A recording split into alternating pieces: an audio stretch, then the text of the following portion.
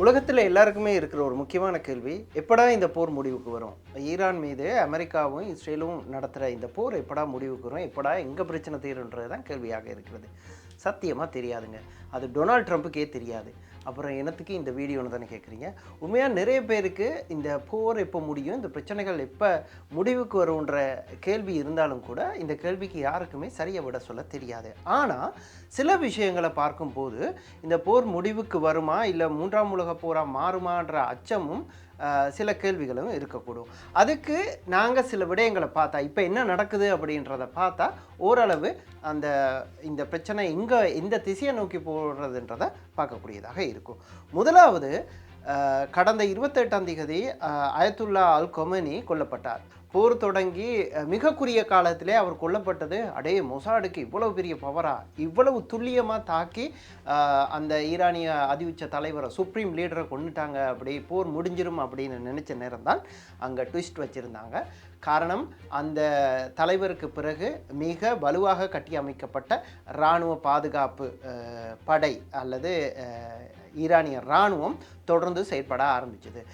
ஆனால் இஸ்ரேல் சொல்லியிருந்தது, நாங்கள் எந்த ஒரு தலைவர் வந்தாலும் அவருக்கு உயிர் பாதுகாப்பு கொடுக்க முடியாதுன்னு. அதாவது நாங்கள் அவரை கொல்லுவோம்ன்றது தான் மறைமுகமாக சொல்லப்பட்டிருந்த விடயம். இப்படி மிக தீவிரமாக மிக திறமையாக செயற்பட்டு இருந்த மொசாட் புதிதாக நியமிக்கப்பட்ட, அதாவது மொஜிடபா அல் கொமேனி நியமிக்கப்பட்ட பிறகு அவர் இப்போ எங்கன்ற கேள்வி தான் இருக்குது. அவர் இப்பொழுது ரஷ்யாவில் சிகிச்சை பெறுறதா தான் அண்மையாக வெளிவந்த தகவல் சொல்லுது. ஆனால் இது எந்த விதத்திலையுமே எந்த ஒரு ஊடகத்திலையும் உறுதிப்படுத்தப்படவில்லை. அவரை சூழ உள்ள ஒரு வட்டாரத்தில் ஒரு நண்பரை மேற்கோள் காட்டி ஒரு மத்திய கிழக்கு நாட்டில் உள்ள ஒரு பத்திரிகை வந்து இந்த செய்தியை கசிய விட்டிருந்தது. ஆனால் உத்தியோகபூர்வமாக எந்த இடத்துலையும் இந்த செய்தி வெளிவர இல்லை. இதுக்கு காரணம், இவர் காயப்பட்டார் தானே, அயத்துல்லா அல் கொமேனியோட குடும்பத்தோடு இருக்கும்போது தான் இவர் காயப்பட்டிருந்தார். இதை மொசாடும் சொல்லியிருந்தது, அதாவது இஸ்ரேலும் சொல்லியிருந்தது அவர் வந்து காயப்பட்டிருக்கிறாருன்னு. அவர் பதவியேற்ற பின்னர் அவர்தான் அடுத்த அதிஉச்ச தலைவர், சுப்ரீம் லீடராக நியமிக்கப்பட்ட பிறகு அவர் இன்னுமே வெளியில் வந்து மக்களோட பேச இல்லை. ஆனால் அவர் வந்து அவரோட உரை வந்து ஈரானிய ஊடகங்களை வெளிவந்திருந்தது. ஆனால் அவர் எங்கே இப்படி இருக்கிறான்ற கேள்வி எல்லாருக்கும் இருந்திருக்கும். இந்த காயமடைந்த பிறகு ரஷ்யாவின் தலைவர் விளாடிமிர் புட்டின் தொலைபேசி ஊடாக அழைத்து கூப்பிட்டு சொன்னாராம், நீங்கள் இங்கே வந்து சிகிச்சை எடுத்துக்கொள்ளலாம்னு சொன்னதுக்கு பிறகு அவர் மிக பாதுகாப்பாக மிக ரகசியமாக ரஷ்யாவுக்கு போய் சிகிச்சையை எடுத்து வருவதாக தான் தகவல் வெளிவந்திருக்குது. நாங்கள் ஏற்கனவே பார்த்தோம், எல்லாருக்கும் இந்த ஈரான் போரால் பிரச்சனை இருக்குன்னு சொல்லி. ஆனால் ஒரே ஒரு நபருக்கு, ஒரே ஒரு தரப்பு இந்த போராலையும் உழைக்குது. அது $1-2 இல்லை, மில்லியன் கணக்கான டாலர்களை உழைக்கும், பொருளாதார ரீதியாக நன்மடையும் ஒரு தரப்பு இருக்குன்னா அது ரஷ்யா. இன்னைக்கு தேதியில் பார்த்தீங்கன்னா ஒரு நாளைக்கு $600 மில்லியன் தனது பெட்ரோலை விற்க தொடங்கி இருக்கிறது. இந்த போர் ஆரம்பித்த இன்னைக்கு தேதி வரையும் கிட்டத்தட்ட $7 பில்லியன் ரஷ்யா வந்து இந்த மசகு எண்ணெய்களை விற்பனை செய்வதன் மூலம் ஈட்டியிருக்கிறாங்கன்னு தான் சொல்கிறாங்க. இதற்கு காரணம் எல்லாருக்கும் தெரியும், ஹோமோஸ் அந்த ஜலசந்தியை வந்து ஈரான் வந்து தனது கட்டுப்பாட்டில் வச்சிருக்கு. அதாவது இஸ்ரேல் அமெரிக்காவுக்கு ஆதரவாக இருக்கும் எந்த ஒரு கப்பலும் இங்கே போக முடியாதுன்றதை அச்சுறுத்தலாக விடுத்திருக்கிறது. ஆகவே இந்த கிழக்கு ஆசிய நாடுகளாக இருக்கட்டும், ஆசிய நாடுகளுக்கு, குறிப்பாக ஆசிய நாடுகளுக்கு இந்த எரிபொருளை பெற்றுக்கொள்றதுல சிக்கல்கள் இருந்ததால் இப்போ அவர்கள் வந்து ரஷ்யாவில் இருந்து எரிபொருளை வாங்க தொடங்கி இருக்கிறாங்க.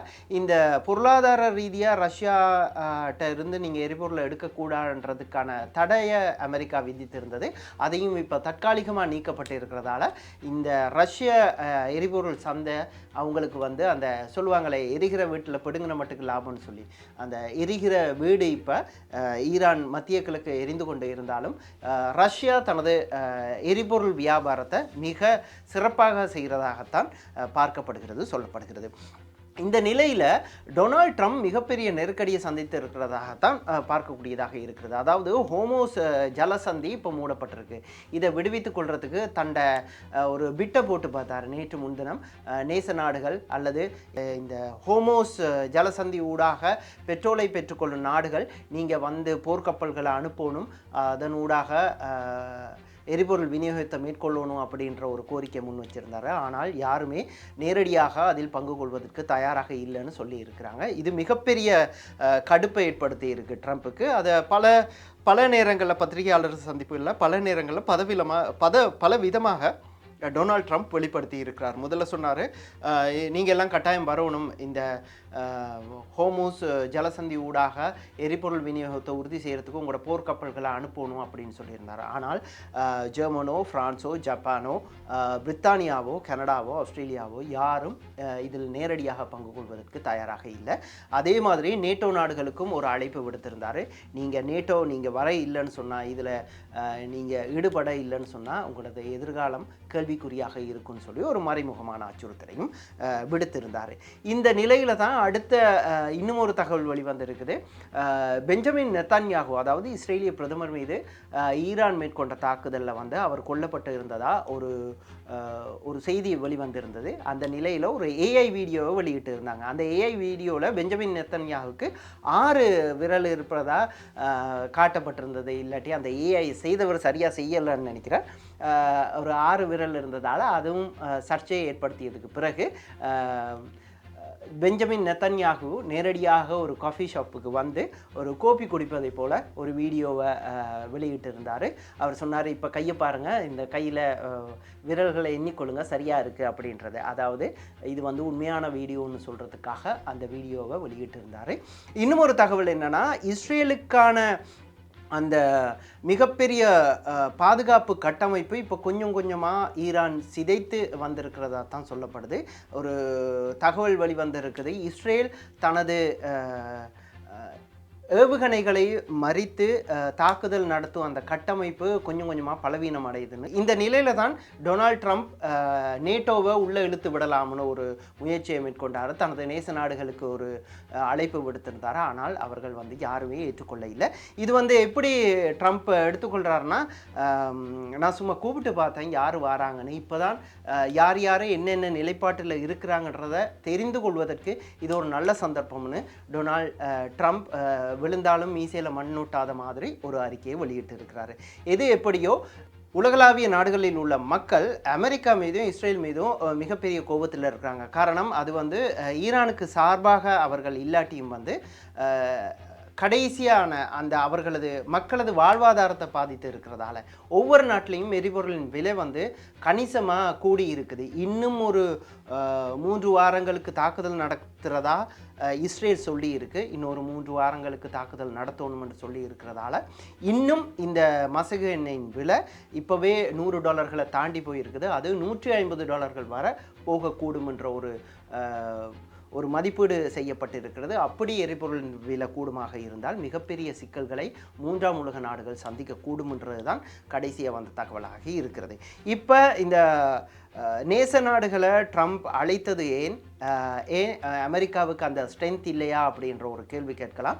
அவர் ஏற்கனவே ட்ரம்ப் ஒரு விடயத்தை சொல்லியிருந்தார், ஈரான்ட கட்டமைப்பை நாங்கள் அடித்து வீழ்த்திட்டோம். 3வது நாளாக இதை சொல்லியிருந்தார், நாங்கள் வெற்றிகரமாக தாக்குதல் நடத்தி இருக்கிறோம், ஈரானை இந்த போரில் நாங்கள் பெரும்பாலும் வீழ்த்திட்டோம், நாங்கள் மிக வெற்றிகரமாக தாக்குதலை நடத்தி வரோன்னு. ஆனால் இப்போ நேச நாடுகளையும் ஏனைய நேட்டோ நாடுகளையும் கூப்பிடுறது வந்து ஏதோ ஒரு விஷயத்தை மறைமுகமாக சொல்ல வருதுன்ற சில கருத்துகளும் பகிரப்பட்டும் பதியப்பட்டும் வருகிறது. இந்த நிலையில் நேச நாடுகள் வராட்டி அடுத்த கட்டம் என்ன நடக்கும்ன்றது தான் கேள்வியாக இருக்கிறது.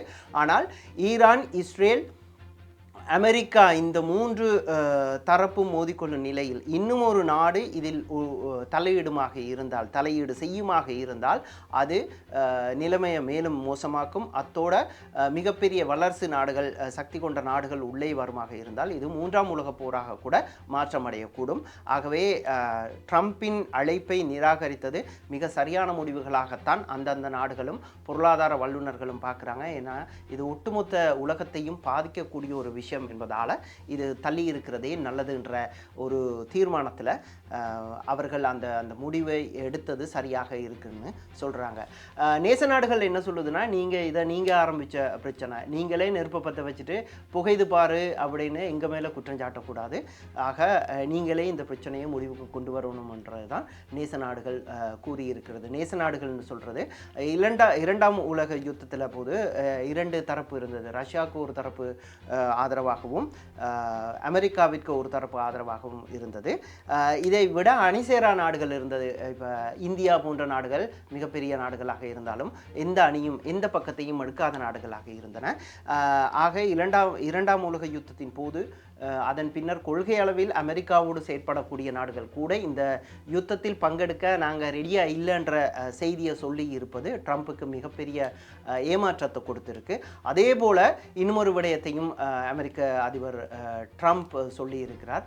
நாங்கள் நினைக்கவே இல்லை, அமெரிக்கா தாக்குதல் நடத்திய பிறகு, ஈரான் மீது தாக்குதல் நடத்திய பிறகு அவங்க மத்திய கிழக்கு நாடுகளில் உள்ள ஏனைய நாடுகள் மீது ஈரான் தாக்குதல் நடத்தும்னு நாங்கள் எதிர்பார்க்கல, இதை நான் கண்டு அதிர்ந்து போயிருக்கிறேன் அப்படின்ற ஒரு செய்தியும் சொல்லியிருக்கிறார். ஆகவே போர் இப்போதைக்கு முடிவதாக இல்லை. இன்னும் 3 வாரங்களுக்கு இழுத்து கொண்டு செல்லும் எதிர்பார்ப்பில் இஸ்ரேல் இருக்கிறது. அமெரிக்காவும் அப்படித்தான். இப்போ அவங்களுக்கு ஒரு தன்மான பிரச்சனை ஒன்று வந்திருக்குது. இந்த ஹோமோஸ் ஜலசந்தி ஊடாக எரிபொருளை விடுவிக்கிறது அவங்களோட ஒரு தன்மான பிரச்சனையாக மாறி இருக்கிறது. ஆகவே அடுத்தடுத்து கட்ட நடவடிக்கைகளை பொறுத்து தான் இந்த மத்திய கிழக்கு போர் எப்படி நகரப்போகிறதுன்ற விடயமும் இருக்குது. இன்னும் ஒரு விடயம், இந்த மாத இறுதியில் சீன ஜனாதிபதியை சந்திப்பதாக இருந்தது டொனால்ட் ட்ரம்ப், அமெரிக்க அதிபர் டொனால்ட் ட்ரம்ப். இது ஏற்கனவே தீர்மானிக்கப்பட்ட ஒரு சந்திப்பு. ஆனால் அந்த சந்திப்பு இப்பொழுது தற்காலிகமாக ஒத்தி வைக்கப்பட்டு இருக்கிறது. டொனால்ட் ட்ரம்ப் என்ன சொல்லியிருக்காருன்னா, நான் இப்போ வெள்ளை மாளிகையில் இருக்கணும், காரணம் மத்திய கிழக்கு நாடுகளில் மிக மோசமாக இந்த போர் நிலைமை, போர் மிக தீவிரமாக நடந்து கொண்டு இருக்கிறதால நான் அங்கே இருக்க வேண்டிய நிலைமை இருக்கிறது. ஆகவே தயவு செய்து இதை தற்காலிகமாக ஒத்தி வைங்க அப்படின்ற சொல்லி இருப்பதும் இங்கு மிக முக்கியமாக பார்க்கப்படுகிறது. காரணம், இவ்வாறான நிலையில், இவ்வாறான ஒரு சந்தர்ப்பத்தில் ஒரு சீன ஜனாதிபதியுடனான சந்திப்பு மிக முக்கியமாக அமையும். உலக அரசியலை எடுத்துக்கொண்டால் இந்த சந்திப்பும் இப்போ ஒத்தி வைக்கப்பட்டு இருக்கிறது. ஆகவே பொறுத்திருந்து பார்க்கலாம். விடை தெரியாத கேள்விகள் இன்னும் நிறையவே இருக்கின்றன. ஆகவே மத்திய கிழக்கில் அடுத்தடுத்த நாட்களில் என்ன நடக்கப் போகிறது என்பதை பொறுத்து தான் இந்த போர் நிலைமை இன்னும் எவ்வாறு மோசமடையும் என்பது எங்களுக்கு தெரியும். இந்த மாதிரி விடயங்களை தெரிந்து கொள்ள தொடர்ந்து ஃபாலோ செய்து கொள்ளுங்கள். தொடர்ந்து இந்த மாதிரி வீடியோக்களை நீங்கள் பார்க்கக்கூடியதாக இருக்கும். நன்றி.